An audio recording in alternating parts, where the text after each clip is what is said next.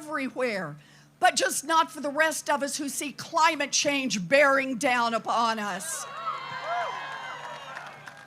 Now, when you see a government that works great for the rich, works great for those with money, works great for those with connections, and isn't working for much of anyone else, that is corruption, pure and simple, and we need to call it out for what it is. So here's the deal. I have the biggest anti-corruption plan since Watergate. Here's the bad news. We need the biggest anti-corruption plan since Watergate. But understand this. If we're going to make change in this country, we got to be willing to tackle this corruption head on.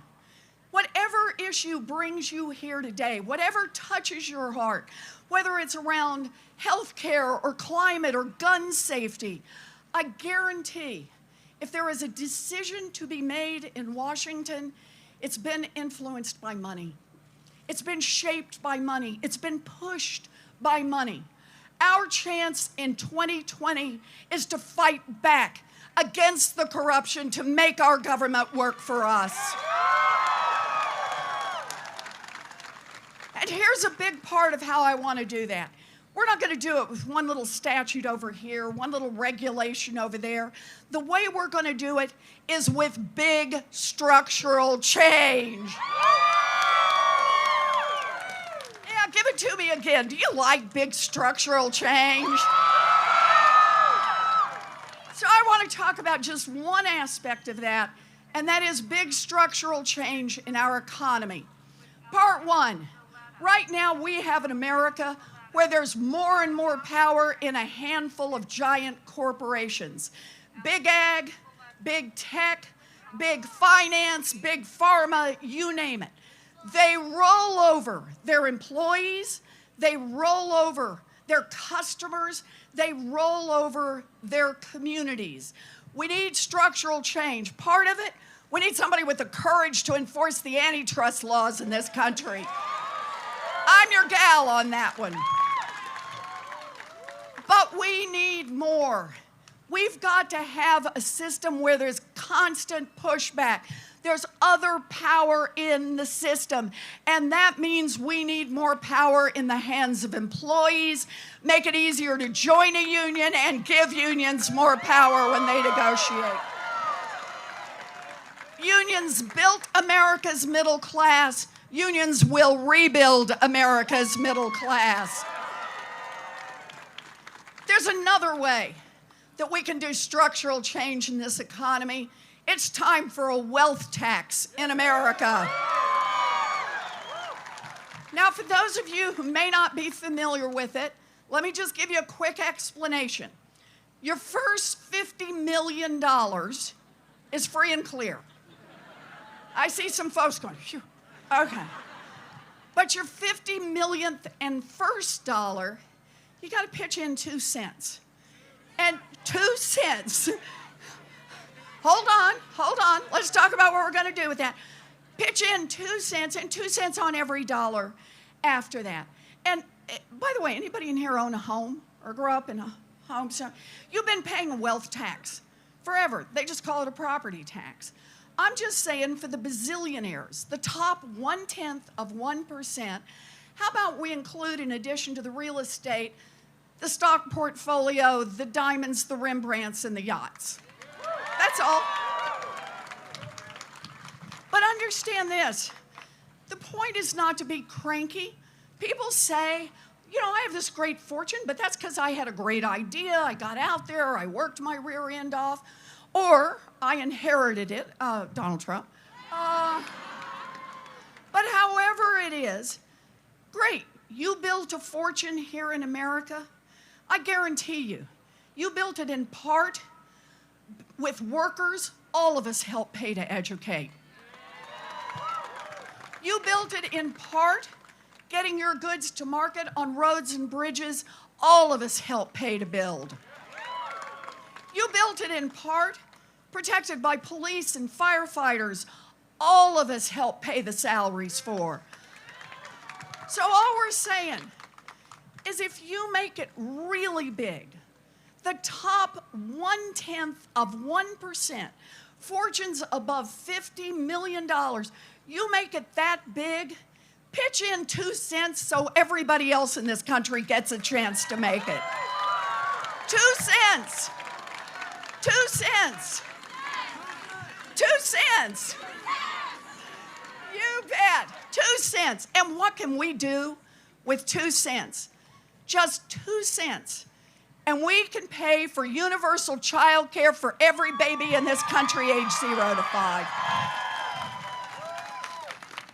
Universal pre-K for every 3-year-old and 4-year-old in this country. Raise the wages for every child care worker and preschool teacher in America. 2 cents. You can do all of that, and you can make technical school, community college, and 4-year public college tuition-free for everyone who wants to get an education. And I'm not through yet. 2 cents, you can do all of that, and we can help level the playing field. We can put $50 billion directly into historically black colleges and universities in this nation. Give them a chance. And I'll mention just one more. We can do all of the things I talked about, plus cancel student loan debt for 95% of the kids who've got it. We can do all that and still have a couple of $100 billion left over. That should tell you about what's broken in America.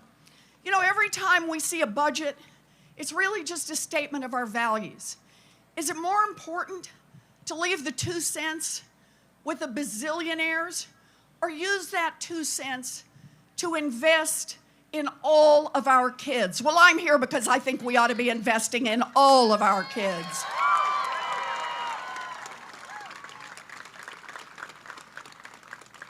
It's a great honor to be out here with all of you.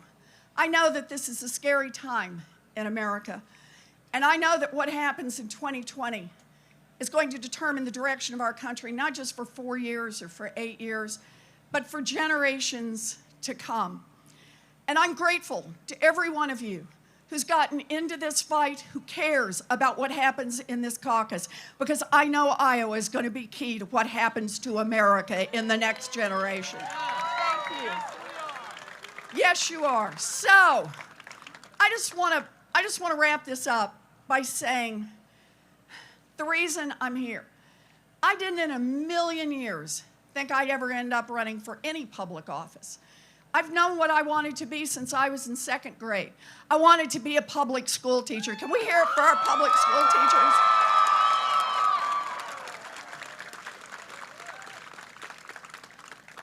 But by the time I graduated from high school, my family didn't have the money for a college application, much less to send me off to 4 years at university. My big chance was down in Houston, Texas. I got a chance, yes, for a commuter college that cost $50 a semester. And on a price I could pay for on a part-time waitressing job, I got a chance to finish my 4-year diploma and become a special needs teacher. I've already lived my dream job.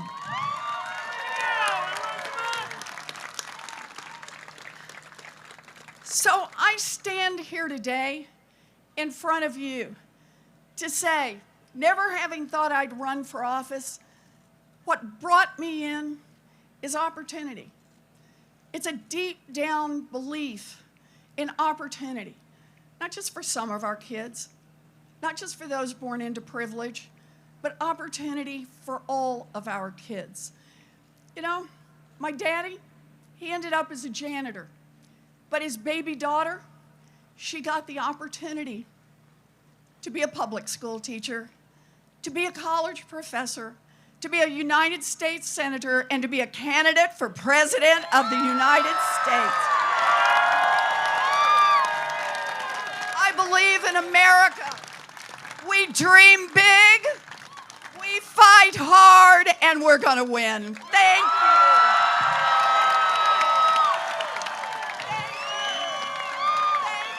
I'll come back and do pictures. Thank you. Thank you. Thank you.